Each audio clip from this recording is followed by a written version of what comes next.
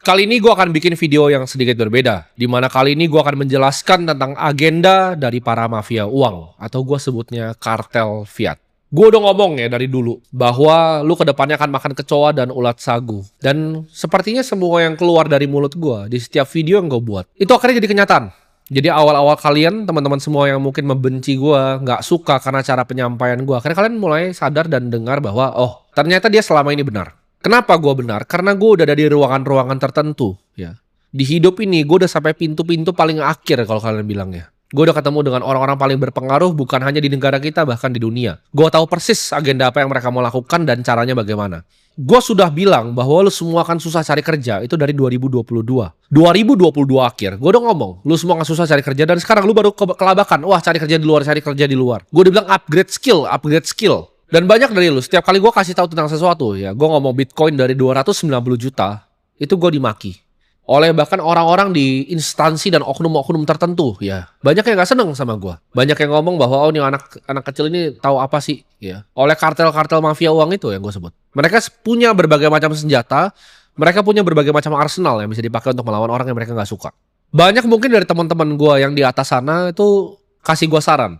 Udahlah Tim, lu udah kaya ya kan, lu tinggal trading kripto aja, lu investasi kripto itu duit lu tuh udah triliunan gitu, lu tinggal bungain 20-30% ya kan, lu dapat 200-300 miliar per tahun, lu hidup sangat enak. Dan sebenarnya betul, memang gue udah hidup sangat enak. Terus ngapain gue bikin video seperti ini, ngapain gue peduli sama kalian? Buat yang kenal gue secara pribadi ya, mungkin beberapa teman dekat gue itu tahu ya, bahkan partner gue tahu juga bahwa 2024 itu tadinya tahun terakhir gue decide untuk nyalain kamera ini. Tepatnya di Desember 2024. Gue waktu udah sempat mikir bahwa oke, udahlah, udah cukup lah. Gue ngapain sih gue begini, hidup gue sangat enak. Yang gue dapat cuma apa? Makian, hujatan ya kan. Gue dapetnya dibilang, oh Timothy ini jualan kelas, Timothy ini. Kalian nggak paham berapa banyak uang yang gue punya itu dan berapa kecil duit yang gue dapat dari kelas yang sebenarnya gue bikin untuk komunitas. Tapi kalian selalu ngomongnya, oh dia kaya dari jualan kelas, dia begini. Terserah kalian. Gue udah kaya yang udah lama. Gue udah kaya dari dulu. Jadi gue udah mikir waktu itu 2024 akhir, oke, gue udah mau berhenti dari semua sosmed. Gue ngomong ke semua orang waktu itu yang di sekitar gue udah mau berhenti. Tapi suatu ketika ya keluar video gue dan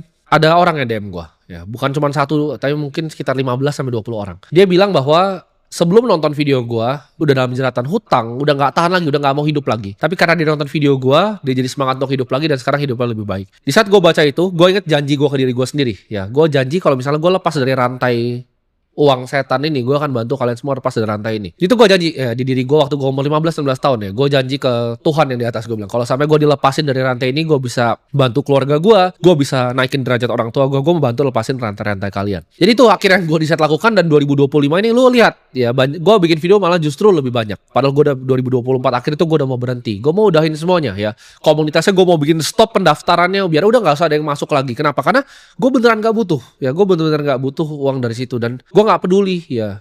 Kayak misalnya kalau kalian yang buat kalian yang nggak mau belajar ya silahkan. Tapi untuk kalian beberapa orang-orang yang gue bilang mau dengerin gue di sini, ya kita jadi bagian, kalian ikutlah dalam perjuangan gue. Karena ini pergerakan yang gue bikin.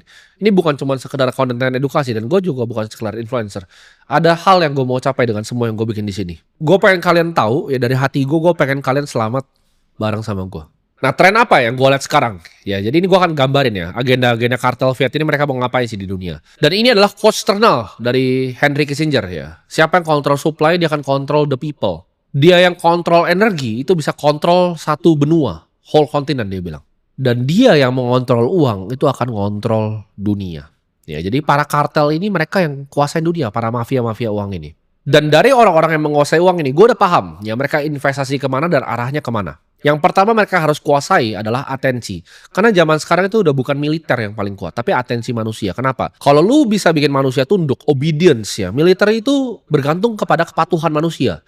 Kalau lu bisa bikin manusianya patuh, lu nggak perlu serang pakai fisik lewat militer. Lu cukup bikin propaganda lalu mereka akan dengerin lu. Jadi mereka akan harvesting namanya ya. Mereka ngambilin atensi lu ya. Jadi lu pikir lu adalah seorang buruh pabrik, lu adalah seorang ojol. Tapi itu cuma pekerjaan pertama lo. Pekerjaan kedua lo adalah jadi buruh atensi. Ya, jadi buruh pabrik dan buruh atensi. Yang lo lakukan apa? Lo dipenjara secara digital. Lewat apa? TikTok. Dan investasinya banyak sekali ke sana. Ya, dari para penguasa negara dari Cina itu banyak sekali investasi ke TikTok. Jadi apa sih yang mereka lakukan itu? Mereka harness kalian punya atensi. Apa yang kalian pikirin, influence apa yang kalian pengen beli. Dan itu semuanya di harness ya, sampai titik ke ujungnya. Jadi pagi-pagi lu buruh, jam makan siang lu scroll TikTok, malam lu udah scroll TikTok lagi. Ini penjara digital yang mereka ciptakan. Nanti nextnya bukan cuma scrolling, tapi lu akan dipakein metaverse ketika nanti udah murahnya udah sama kayak handphone. Lu semua akan pakai itu dan lu terperangkap di situ. Lu akan makan ulat sagu, tapi lu pura-pura itu bahwa itu adalah steak. Arahnya akan ke sana. Mereka akan lakukan itu semua untuk kontrol populasi. Cara pikir populasi gimana? Cara menginfluence kalian tuh bagaimana? Dan sekarang tren yang gue lihat lagi itu adalah pabrik-pabrik itu sudah melakukan yang namanya dekarbonisasi. Ya, yaitu apa? Kedepannya kalau lu punya pabrik plastik, misalnya lu keluarin emisi banyak ya, CO2 banyak, mereka akan lihat ini. Ya. Makanya sekarang di Indonesia saja sudah ada yang namanya bursa karbon. Karena gue tahu persis siapa yang bikin bursanya, orang-orang yang running operasi siapa gue tuh tahu. Jadi ke depannya lu yang orang punya hutan, lu punya misalnya PLTS tenaga surya, lu bisa jual yang namanya carbon credit ke orang-orang yang punya pabrik yang keluarin emisi ini. Ini udah terjadi, tapi ini masih di level atas. Ini nggak ada hubungannya sama kehidupan kalian. Mungkin di orang-orang seperti gua udah ada permainan nih, jual beli karbon nih. Kalian lu belum paham. Tapi ke depannya ini akan dilakukan ke lu. Jadi kalau misalnya lu naik motor nih, emisi karbon lu berapa itu lu harus bayar nanti. Lu naik pesawat komersil, emisi karbon lu per satu orang berapa, lu harus bayar nanti. Ini gua pertama kali nih sharing seperti ini. Ya, karena ini memang targetnya mereka. Kalau kalian datang meeting-meeting rahasia di Davos, di Abu Dhabi, ini sudah sering dibahas. Karbon emisi per manusia. Karena ketika ada meeting-meeting economic forum di Abu Dhabi, gue udah di sana. Mereka akan melakukan ini sebagai sistem lain dari perpajakan.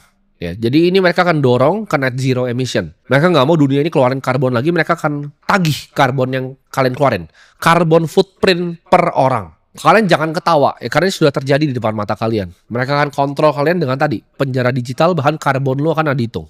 Contohnya bagaimana sih cara mereka push narasi ini? Pakai influencer seperti Taylor Swift, artis ya. Dia bacot terus tentang net zero emission, tapi dia naiknya private jet.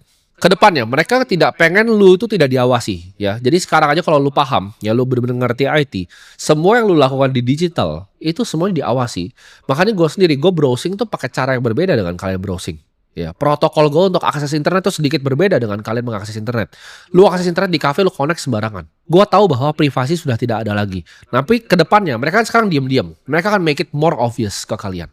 Mereka akan terang-terangan untuk ngambil privasi kalian, data kalian, semuanya ya. Ketika kalian kadang ngomong ke teman kalian, oh misalnya mobil A ini bagus, tiba-tiba muncul di Instagram story. Lu pernah mikir gak kenapa bisa seperti itu? Mereka itu tracking data-data lo. Untuk apa? Untuk harnessing attention lo tadi, atensi lo. Lu nyari apa di Google tuh akan diliatin ya. Bahkan gue kasih tau sih, lu nonton bokep apapun mereka tahu ya. Mereka tahu rahasia paling gelap di diri lu tuh apa yang lu cari di malam hari, apa yang lu lihat, apa yang lu konsumsi, itu mereka paham dan mereka tahu cara eksploitasinya seperti apa. Manipulasi ini semua untuk apa? Untuk satu, untuk kekuasaan absolut ya. Kalau misalnya mereka bisa kontrol apa yang lu pikir, mereka nggak perlu hal lain, mereka nggak perlu kekuasaan, bahkan mereka nggak perlu uang, karena mereka cuma maunya kontrol. Kalau misalnya mereka bisa kontrol lewat digital paling murah. Orang kan banyak bilang zaman sekarang tuh mainnya money politik atau yang lain. Bukan, mainnya tuh attention ya. Atensi. Ketika lu bisa menang di TikTok penjara digital itu, lu akan menang kalau jadi presiden. Orang banyak yang marah. Contohnya misalnya influencer yang ujung-ujungnya jadi bagian dari pemerintahan, jadi staf khusus. Kalian merasa itu tidak adil, tapi itu influencer yang paham tentang game ini. Gamenya adalah tentang atensi dan kontrol. Kalau kalian mau seperti itu, kalian silahkan jadi kayak seperti mereka dong. Ya, jangan salahkan sistemnya, tapi cari cara untuk ngakalin sistemnya. Jadi ngakalin demokrasi itu bukan cuma pakai uang, bisa pakai atensi kalian yang di penjara. Gue ngomong di sini, AI dan humanoid robot yang bentuknya manusia itu akan hapus 40% dari pekerjaan lo semua. Bukan 10, bukan 20, bukan 30. Target mereka adalah 40% dari kalian semua dihapus. Ya, mereka akan gantiin, apalagi di negara-negara SDM rendah. Ya, pekerjaan yang clerical, administratif itu semua akan diganti dan dirubah. Layoff massal itu akan dimulai di tahun 2030 dan yang kalian sebut dengan gig economy ya. Apa itu? Ekonomi yang freelance. Jadi misalnya kalian freelance content creator, freelance videographer, itu semuanya akan mati ke laut. Semuanya akan hilang. Jadi usaha-usaha freelancing itu akan hilang by 2030 ya. Mereka akan matikan dulu gig economy ini dan mereka akan matikan yang layoff massal. Kenapa? Karena kalau bisa robot lebih patuh, buat apa ada manusia? Dunia ini akan berubah ke era yang gue sebut era hyper specialist, di mana kalian yang ngerti tentang energi fusion, yang kalian yang ngerti tentang bikin energi nuklir yang lebih efisien, yang lebih aman, itu kalian yang dapat semuanya, semua uangnya. Kalian yang bisa harness energi, kalian yang bisa bikin platform seperti TikTok yang bisa harness atensi. Orang-orang seperti ini yang akan paling dibutuhkan. Kalian yang mengerti ya quantum computing, kalian yang mengerti tentang kriptografi, quantum resistant kriptografi, ini jadi orang-orang yang menguasai dunia.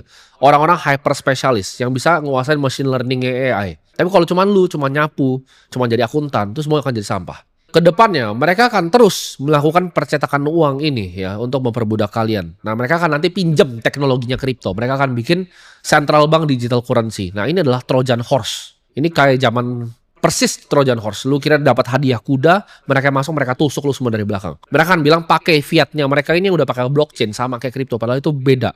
Itu kripto palsu. Itu kripto yang mereka bikin, yang mereka bisa cetak lagi supply-nya. Sama persis kayak uang yang mereka punya sekarang, tapi bedanya itu punya public ledger. Itu akan jadi Trojan horse. Ya, jangan ketipu. Selalu fokus di Bitcoin. Karena gue percaya Bitcoin gak akan sekedar cuma jadi alternatif aset. Ini akan jadi aset di mana semua orang di dunia harus pakai. Harus pegang, harus punya. Kalau enggak mereka tidak bisa bertransaksi lagi nanti ke depannya. Dan AI akan canggih. Dia gak akan mau dibayar pakai fiat yang palsu ini. AI akan sadar. Karena dia punya hyper intelligence. Dia akan sadar bahwa fiat itu dicetak oleh para mafia ini dan dia maunya terimanya Bitcoin.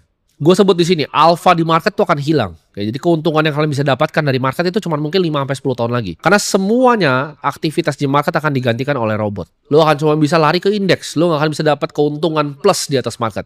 Jadi kalau lo mau main di market, mainnya sekarang dan hari ini. Karena 5-10 tahun ke depan tidak ada eksploitasi seperti sekarang lagi. Kalau zaman sekarang banyak kan trader tuh isinya orang yang monyet.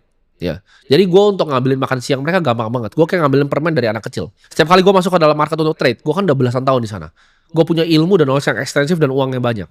Ketika banyak trader-trader curut yang masuk di market, itu gue kayak ngambilin permen dari bayi. Gampang sekali. Nextnya, permen itu yang punya robot. Gue ambil ditarik tangan gue putus, nggak bisa. Jadi gue nggak bisa dapat keuntungan lagi. Itu pun gue tuh tahu yang bisnis core gue adalah investment. Ya, gue punya trading firm sendiri, tapi gue tahu ya kedepannya ini nggak akan ada lagi. Wall Street itu kedepannya akan berubah semuanya jadi kripto, semuanya akan ditokenisasi. Bahkan gue melihat masa depan di mana agen properti itu nggak dibutuhkan, semuanya nanti real estate udah ditokenisasi. Kalau mau transaksi tinggal lewat smart contract, nggak perlu ada agen propertinya lagi. Di era sekarang, lu nggak bisa santai-santai ya, karena perkembangan ini akan makin maju terus. Dan ini semua yang gue gambarin tadi, keuangan akan berubah seperti apa. Nanti lu akan cuma makan ulat sagu dan makan kecoa. Lu nanti gak akan dibutuhin di masyarakat karena 40% akan digantikan robot. Karbon emisi lu tuh akan dihitung sebagai perpajakan lu. Lu juga akan dicekek ya dengan hutang, dengan sistem-sistem keuangan yang berbahaya ini gue sebutnya. Karena lu dikasih gaji yang pas, lalu lu dibanjirin dengan uang mereka. Dibanjirin, jadi inflasi, terus datanya lu dibohongin. Oh enggak kok cuma 1%. Enggak kok cuma 0,7%. Lu dibohongin, lu dibanjirin dan lu dibohongin. Lu kalau cuma kuasain energi atau makanan, lu memang bisa kuasain negara. Tapi kalau bisa kuasain uang, lu bisa kuasain dunia. Ya, dan mereka tahu ini. Mereka yang kuasain uang. Ya, dari pertemuan di Jekyll Island itu. Bahkan bukan gue yang ngomong, tapi Woodrow Wilson. Dia bilang dia sudah gagal jadi presiden. Karena negara Amerika ini sudah dikontrol oleh para mafia uang ini. Kalian bisa lihat quotes-nya di sini. Dia bilang, I am most unhappy man. I accidentally ruined my country. A great industrial nation is now controlled by its system of credit. Our government is no longer based on the freedom of opinion, nor on the conviction and the majority decision. It is now a government which is subjected to the conviction and the compulsion of a small group of dominant men. Gue akan tekanin di belakang. A small group of dominant men. Jadi Amerika itu udah gak bisa bikin keputusan sendiri. Presidennya pun sudah angkat tangan. Ini dikuasai segelintir orang, yaitu mafia uang ini. Dan mereka punya kuasa yang luar biasa. Mereka itu punya sistem hukumnya karena bisa dibeli semua sama mereka. Mereka punya senjata-senjatanya, mereka punya law enforcementnya. Jadi orang-orang seperti gua yang membongkar seperti ini, mereka gak akan suka. Mereka punya arsenalnya. Ketika orang nge-cross mereka bisa bekuin banknya. Ketika orang nge-cross mereka bisa pakai hukum untuk sikat orangnya. Mereka punya semua arsenalnya untuk sikat orang. Jadi di dunia ini, orang-orang seperti gue yang berani ngomong, itu cuma ada karena dua ya hasilnya. Yang pertama, mereka akan lawan pakai smear campaign. Mereka akan jelekin nama gue untuk orang gak percaya sama gue. Kalau ini gak berhasil, yang kedua mereka akan lakukan. Langsung, John F. Kennedy, tembak, Cuman dua ya. Jadi di smear campaign dulu, kalau gak bisa langsung disikat. Sama, itu semua yang lu lihat di dunia ini sama. Ya, presiden-presiden Amerika yang pernah meninggal sebelumnya, sama. Jadi sebenarnya gak banyak orang yang berani melawan mafia-mafia uang ini. Tapi di sini gue akan ngomong ke kalian semua. Hari ini kita hidup di dunia di mana kartel fiat, bank sentral, dan institusi keuangan itu mengendalikan kehidupan miliaran orang. Mereka itu mencetak uang tanpa batas, menciptakan inflasi, dan mencuri daya beli kita. Dan memperbudak kita di sistem yang tak bisa dimenangkan. Tapi kita tidak akan tunduk. Hari ini kita menyatakan perang terhadap sistem keuangan yang korup, yang selama ini menindas rakyat. Kita membangun sebuah era baru, era kebebasan finansial. Kita adalah generasi yang akan menghancurkan mafia uang ini, dan mereka tidak akan bisa menghentikan kita. Jadi buat kalian yang bingung, kenapa sih profile picture gue pakai seperti ini? Ini adalah simbol perlawanan. Karena artinya itu adalah bahasa matematika. Itu adalah for all atau untuk semua. Uang yang untuk semua, uang yang benar-benar desentralisasi. Ini adalah simbol perlawanan melawan mafia uang ini. Jadi lu semua yang ada di sini, ini bukan cuma channel edukasi. Gua benci dikatain bahwa gue adalah seorang motivator. Gue bukan motivator. Gue di sini akan bertindak sebagai tameng kalian untuk melawan perbudakan uang ini, untuk melawan para mafia uang ini. Karena gue akan kasih tahu di sini, gue tidak takut sama mereka dan semua kalian berhak tahu tentang kebenaran.